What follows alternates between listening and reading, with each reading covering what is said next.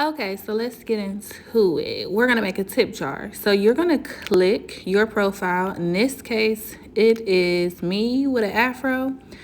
You're going to press profile, 12.9K me. You can see the little dollar signs up there, but you're gonna actually click edit profile. And once you do that, you can see that tips are all the way at the bottom. You click on that.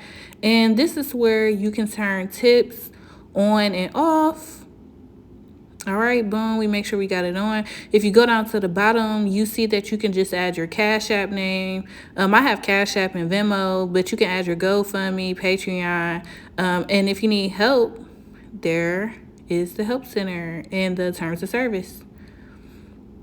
All right, so I'm gonna go back up, and for the people who are, need to see it 2 times, I'm gonna go ahead back to my profile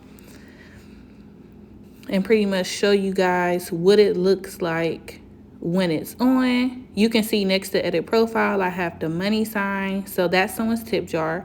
So I'm gonna show you what it looks like off. All right, boom. And you see that it is no longer there. That's probably what yours looks like. We're gonna turn that bad boy back on.